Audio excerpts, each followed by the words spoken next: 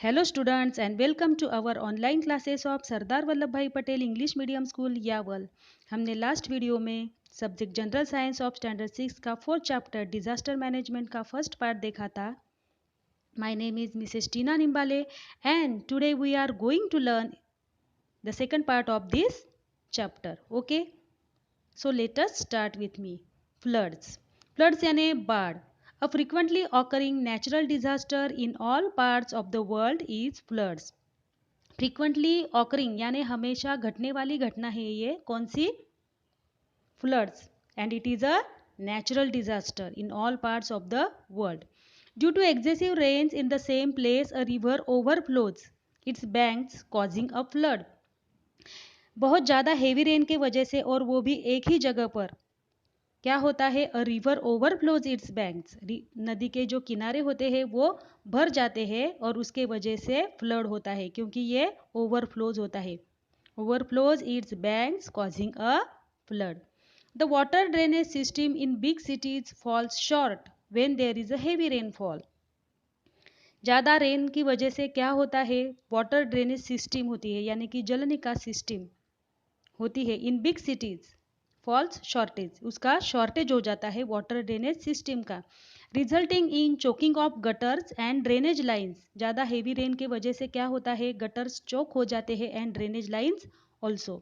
Water overflows on to the roads. Water जो होता है पानी वो रास्तों पर आता है एंड सराउंडिंग एरियाज, और आसपास की एरिया में भी बह जाता है and even enters near by houses, और आसपास के सभी जो हाउसेस होते हैं उनमें भी ये पानी आ जाता है। अब हमें देखना है effects of floods. Huge loss to life and property. The first effect of floods is huge loss to life and property. जो लाइफ होता है एंड प्रॉपर्टी होती है लोगों की, यानी कि जीवित और वित्त हानि बहुत बड़े स्केल पर होती है। सॉइल इरोजन, जमीन होती है उसका बहुत बड़े स्केल पर कटाव हो जाता है। Then destruction of standing crops, crops होते हैं उनका भी डिस्ट्रक्शन हो जाता है। After effects of floods like spread of diseases and epidemics affecting the health of the people. बाढ़ की वजह से बीमारियां तो फैलती ही है, एंड इपिडेमिक्स यानी महामारी जो आती है डिसीज की, उसके वजह से क्या होता है? लोगों का हेल्थ खराब हो जाता है। देखिए जैसे कि फिगर 4.4 में देखिए फ्लड किस तरह से पानी बह गया है और आसपास के एरिया में भी और हाउसेस में भी वो आ पहुंचा है। अब हम देखेंगे स्टॉर्म्स। देखिए the formation of high and low air pressure belts in the atmosphere causes changes in weather resulting in strong winds और storms. The formation of high and low air pressure belt, आपको पता है ये air pressure belt होते हैं, उनका formation कहाँ पर होता है? इन द एटमॉस्फेयर। लेकिन हमने एटमॉस्फेयर के भी और 5 स्फीयर्स देखे थे, उन जगह पर इस high and low air pressure का फॉर्मेशन होता है, प्रेशर बेल्ट्स का। और उसके वजह से क्या होता है? Its causes changes in weather resulting in strong winds और स्टॉर्म्स। उसके वजह से वेदर चेंज हो जाता है और बहुत बड़े तेजी से हवा बहने लगती है, उसे हम स्टॉर्म्स कहते हैं। अब हमें देखना है इफेक्ट्स ऑफ स्टॉर्म्स। देखिए फिगर 4.5 में हिस्ट्री की हालत कैसी हो गई है। Due to storms great damage in the storm affected region. जिस जगह पर भी स्टॉर्म आया हुआ है उस जगह का बहुत बड़े स्केल पर डैमेज हो जाता है। Tremendous losses to life and property, बहुत बड़े प्रमाण पर और स्केल पर भी क्या होता है? जीवित और वित्त हानि होती है। Disruption of electric supply, electric supply होता है वो खंडित हो जाता है। And also disruption of transport and communication, जो ट्रांसपोर्ट और कम्युनिकेशन यानी परिवहन और संचार है वो भी सेवाएं खंडित हो जाती है। अब हमें देखना है forest fires. A forest fire is an uncontrolled fire in a forest. Forest fire जो होता है वो आउट ऑफ कंट्रोल होता है। कहाँ पर का? Forest fire in a forest. देखिए फिगर 4.6 में अब फॉरेस्ट फायर कैसा हो रहा है। Pasture or grassland due to natural or man-made causes. A forest fire is an uncontrolled fire in a forest, pasture or grassland. Pasture यानी चरागाह and grassland यानी घास स्थल। किसकी वजह से होता है ये? कभी कभी ड्यू टू नेचुरल यानी कि नेचुरल भी हो सकता है और मैन मेड भी हो सकता है। कभी कभी जंगल को साफ करने के लिए फॉरेस्ट को इंसान खुद जला देता है। साफ करने के लिए कुछ एरिया ऐसा होता है जिसे साफ करना पड़ता है। ये कभी कभी मैन मेड हो सकता है और कभी ये नेचुरल भी हो सकता है। Forest fire spread at a tremendous speed.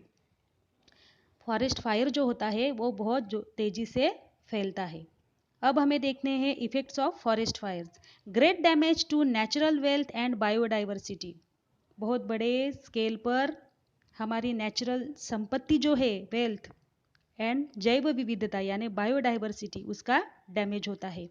And pollution of air, हमारी हवा है वो भी पोल्यूट हो जाती है। ये है इफेक्ट्स ऑफ फॉरेस्ट फायर्स। अब हमें देखना है disaster management. What is a disaster management? देखिए, community participation and disaster management are closely related. Community participation यानी जन सहभाग एंड डिजास्टर मैनेजमेंट, ये जो दो है डिजास्टर मैनेजमेंट एंड जन सहभाग, ये क्या है? This two are closely related. Taking steps to prevent disaster, कुछ स्टेप्स लेने पड़ते हैं इस डिजास्टर को रोकने के लिए। Making plans to face disaster, कुछ प्लान्स भी ऐसे बनाने पड़ते हैं जिसे हम इस आपत्तियों को फेस कर सके। And developing the capacity for that, और उसके लिए कैपेसिटी को डेवलप करना, ये सब कौन करते हैं? जन सहभाग and disaster management. These two are closely related, so they perform it very well. Is called disaster management. Community participation and disaster management are closely related. Taking steps to prevent disasters, making plans to face disasters and developing the capacity for that is called disaster management. To prevent or reduce damage caused by natural or man-made disasters, emergency planning and management is required. ऐसी आपत्तियों को face करने के लिए कुछ emergency planning भी चाहिए और उसका मैनेजमेंट भी करना बहुत जरूरी है।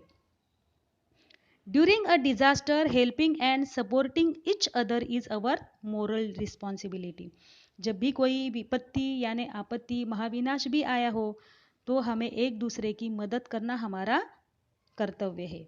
अब यहाँ पर देखिए institutes at work. The National Disaster Management Authority was established in 2005. It undertakes planning and implementation of disaster management work. अब यहाँ पर देखिए, ऐसी आपत्तियाँ जब आती है तब हमें क्या करना पड़ता है? Contact them for disaster management, जैसे कि police 100, fire brigade 101, ambulance 102 and disaster management cell 108। Okay, अब हमें देखना है remedial and preventive measures. Let us see what precautions we can take before or in the event of a natural or manmade disaster. हमें कुछ precautions यानी खबरदारी लेनी पड़ती है। कब? जैसे कि कोई भी डिजास्टर होने से पहले हम कुछ भी प्रिकॉशंस लेते हैं, वो वन बाय वन हम इस लेसन में देखेंगे। So first is keep watching TV and radio news and bulletins. हमें इस समय टीवी को वॉच करना है और रेडियो न्यूज़ एंड बुलेटिन्स को भी वॉच करते रहना है। Use battery operated radios and mobiles, हमें बैटरी पर चलने वाले रेडियो और मोबाइल को यूज़ करना है। Heed the warnings issued by the meteorological department carefully, मौसम विभाग से आए हुए हर एक वार्निंग को हमें हीड करना है। Then 4, use the website www.imd.gov.in, हमें इस वेबसाइट को यूज़ करना है। Landslides occur in hilly areas due to a cloud burst और हेवी रेन्स। लैंडस्लाइड्स होता है कहाँ पर? इन हिली एरियाज। किसकी वजह से? ड्यू टू क्लाउड बर्स्ट और हेवी रेन के वजह से जो भी भूस्खलन होता है इन हिली एरियाज। तो हमें क्या करना है? On such occasions do not take shelter at the foot of a hill, हमें उस हिल के नीचे सहारा नहीं लेना है। Then 6, during floods do not linger in houses or areas on river banks. जब भी कोई बाढ़ आती है तो हमें घर से जल्द ही यानी फ़ौरन निकल ही जाना है। और एरियाज ऑन रिवर बैंक्स, नदी के किनारों पर अगर हम रहते हैं तो हमें उसे भी छोड़ देना है। Seek shelter in other safe places, हमें किसी भी सेफ जगह पर जाना है। Move to safer places at a greater height, बाढ़ आने के बाद में आपको ऊंचे स्थान पर चले जाना चाहिए। Do not step into the water currents or drive a vehicle into them, आपको कहीं पर भी पानी में नहीं उतरना है और व्हीकल को नहीं चलाना है। अब हम देखेंगे during an earthquake road split open the ground cracks, railway tracks get uprooted, hence when moving from one place to another ensure that the road is safe further on. During an earthquake, जब भी भूकंप होता है, road split open, road जो होती है वो open हो जाते हैं, एंड द ग्राउंड क्रैक्स यानी कि जमीन को भी दरारें पड़ जाती है। Also railway tracks get uprooted, जैसे कि रेलवे के ट्रैक्स है वो भी उखड़ जाते हैं। Hence when moving from one place to another, जैसे कि हम जब एक जगह से दूसरे जगह तक जाते हैं तो हमें इंश्योर कर लेना चाहिए कि the road is safe further on, आगे का रोड जो है वो हमारे लिए सेफ है। Then 8. Take shelter in relief campus as they provide medicines, food package, drinking water and first aid etc. हमें कैंपस का सहारा लेना चाहिए। क्यों? Because they provide medicines, food packets, drinking water, first aid etcetera. To get protection from fire use fire extinguishers in public places like schools, hospitals, railway station etcetera. अगर इन जगहों पर like school, hospital, railway station, इन जगहों पर जब आग लग गई हो तो उसे बुझाने के लिए हमें क्या करना चाहिए? Use fire extinguishers. ओके, देखिए यहाँ पर फिगर 4.7 में रीमेडियल एंड प्रिवेंटिव मेजर्स कैसे दिए गए हैं। यहाँ पर first aid, what is the first aid? In day to day life sometimes we have to face disaster और accidents of varying proportions. On such occasions it is necessary to give some immediate aid even before medical treatment becomes available. जैसे कि हमारे दैनंदिन जीवन में हमें ऐसे किसी न किसी डिजास्टर को तो फेस करना ही पड़ता है, तो हमें इस समय क्या करना चाहिए? हमें कुछ मेडिकल ट्रीटमेंट अवेलेबल होने से पहले हमें कुछ प्रिकॉशंस लेनी पड़ती है, हमें उसे फर्स्ट एड कहते हैं, हम उसे फर्स्ट एड कहेंगे। ओके, तो यहाँ पर हमारा सेकंड पार्ट फिनिश होता है। आगे का थर्ड पार्ट हम अगले वीडियो में देखेंगे। अगर आपको हमारा वीडियो अच्छा लगता है तो आप इसको लाइक कीजिए एंड सब्सक्राइब कीजिए। Thank you.